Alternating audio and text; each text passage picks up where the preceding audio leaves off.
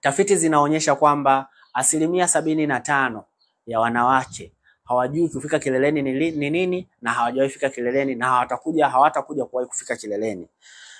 Sababu zifuatazo zinaweza zikaelezea huo utafiti. Cha kwanza, it is nearly impossible kumfanya mwanamke afike kileleni through vaginal sex, kwa sababu the orgasmic organ of a female reproductive system huwa ni clitoris.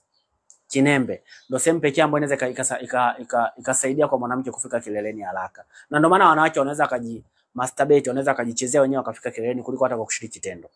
Kwa hiyo tunawezaje kuelezea wanawake ambao hawapati hamu ya tendo, wakishiriki tendo hawaenjoy tendo? Wanawake ambao wanakuwa hivi wanaweza akawa affected na environmental factor, physiological factor na psychological factor. Physiological factor huwa tunaangalia kwa upande wa matatizo ya hormone.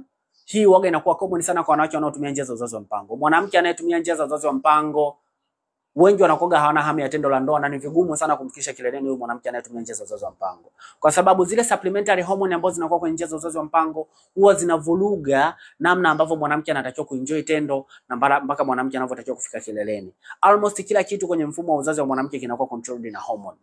Njia za uzazi wa mpango zinaenda kuvuruga zile hormone. Kwa hamu ya kupata tendo mwanamke anakuwa anakosa, na hata kuenjoy tendo anakuwa anashindwa. Lakini wanawake ambao hata wana matatizo ya hormone katika hali ya kawaida, kuwafikisha kileleni ni vigumu. Wanawake ambao wanakuwa na magonjwa kama PID, fungus ya sehemu za siri na magonjwa mengine ambayo yanashambulia mifumo ya uzazi. Haya magonjwa huwa yanamfanya mwanamke awe mkavu, kwa akishiriki tendo huwa anaumia, kwa sababu yanashambulia zile tezi ambazo zinatakiwa kutengeneza ule uteute. Lakini pia wanawake wanakuwa na michubuko ya muda wote kwenye sehemu zao za vaginal canal. Kuanzia kwenye sehemu za nje, kuna wengine wanakuwa mpaka na majipu, vipele mpaka majipu. Kwa wanapokuwa wanashiriki tendo ni kama unaenda kukwangua kidonda. Uwezi kumfikisha kileleni huyu mwanamke na aweze akawa na hamu ya tendo, na aweze akaridhika, aweze enjoy tendo. Psychological factor ndio hivyo. Mwanamke kama hayuko emotionally attached kwenye tendo, ni vigumu kumfikisha kileleni. Na tunajua kwamba wanawake ni watu ambao wako easily attached to emotions. Kwa hiyo ukishiriki tendo na mwanamke ambaye umetoka kugombana naye, usitegemee kama utaweza kumfikisha kileleni. Ukishiriki tendo na mwanamke ambaye sio na madeni ya vikoba, usitegemee kama utaweza kumfikisha kileleni huyo mwanamke.